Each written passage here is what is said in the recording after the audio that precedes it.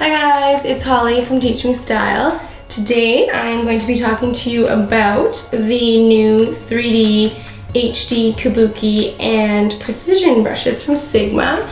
They sent these to me a couple of weeks ago and I've been super busy at work, but now I'm done teaching, so that's exciting. So now I'm going to do a product review on these two brushes. When I first got them in the mail, I didn't really know actually what they were even for. I have never used a Kabuki brush for foundation. I've always just used the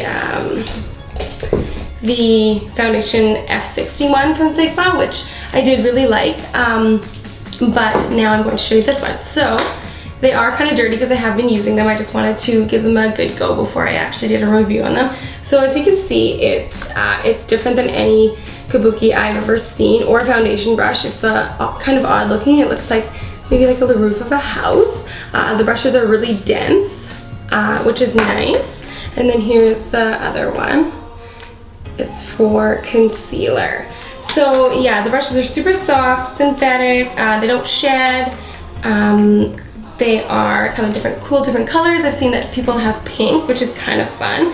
I got black, which is great too. So the idea behind these is, you know, when you're putting on your makeup and you make all kinds of ridiculous faces, which I do on the regular anyways. I always am very expressive with my face, but the challenge that they gave me when they sent me the card was to try to put your makeup on, or not all of your makeup, sorry, just your foundation and concealer, without making those kind of silly faces to get in the creases and crevices of your face. So, you know, when you're going around your nose, you're always like, kind of like making all these weird faces. I don't know, I think it's kind of fun, but that's the idea behind these brushes in particular. So I'm going to do my foundation and concealer, trying not to make faces like that, and yeah, I feel like I'm like directing a choir or something, but anyways, so that's what I'm going to do today. So I use the Makeup Forever N127 all over my face, so I like to put a little pump on my hand and then get my brush in there. So typically if you're wanting a little bit more coverage, which I'm kind of breaking out in this section, you like to like stipple it on.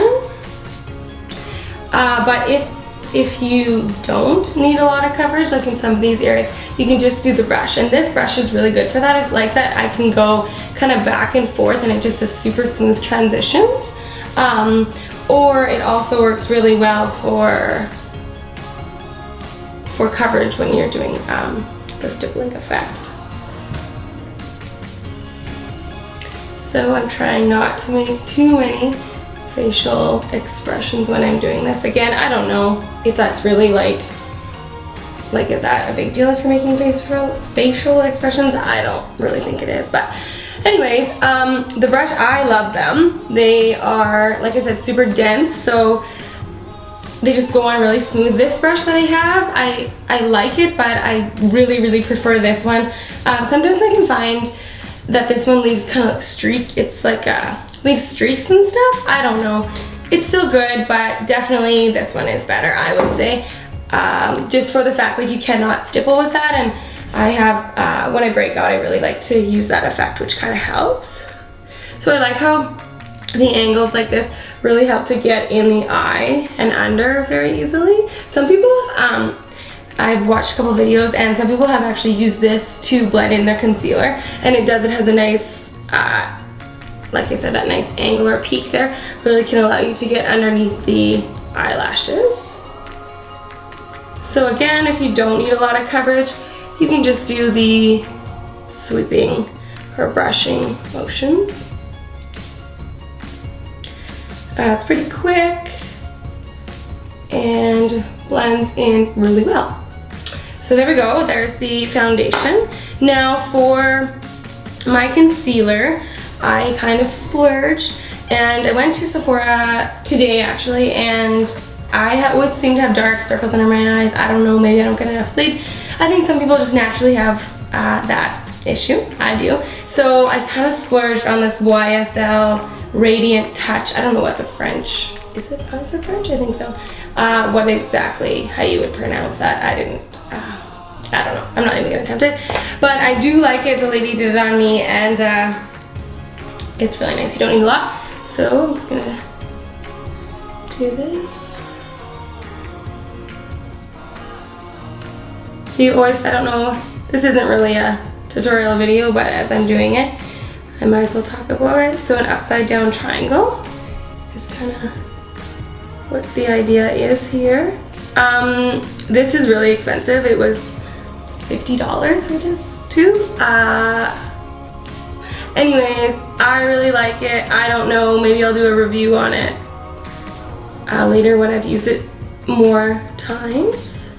Maybe I'll try to find something that's a little bit more, has a better price point, and then talk about that. So now I'm going to take the 3D HD Precision brush from Sigma. Again, same effect. It's got that kind of peak. It looks like the roof of a house. It's really super dense, but allows you to get into those creases really well. So, and it's nice to get underneath of the eyelashes here. And it just helps to blend in super well.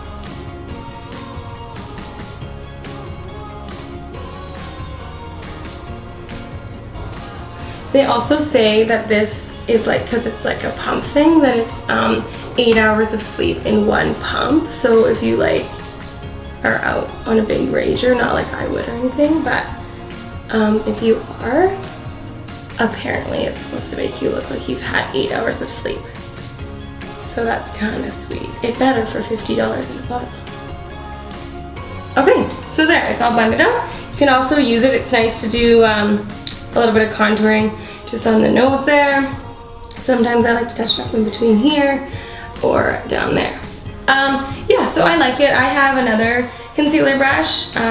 This one I wouldn't particularly use to do like say spot cover up stuff. I wouldn't really do that, but it is really good for blending in concealer under the eye. I like how it gets underneath the eyelashes in there and nicely fits right into the little corners of your eye without messing up your makeup and all of that. So anyways, yeah, that's what those are my thoughts on these two brushes. I definitely think they're worth it. This one's 28 and this one is 21. I like them. I definitely like it a lot better than this one. If you were to choose between the two, I would stray away from this one because you can't get a full coverage really with it. The stippling effect just doesn't work. This one does both. So yeah, those are my thoughts. Let me know if there's anything else you'd like to see. Thank you for tuning in. Don't forget to subscribe. And yeah, see you next time. Bye!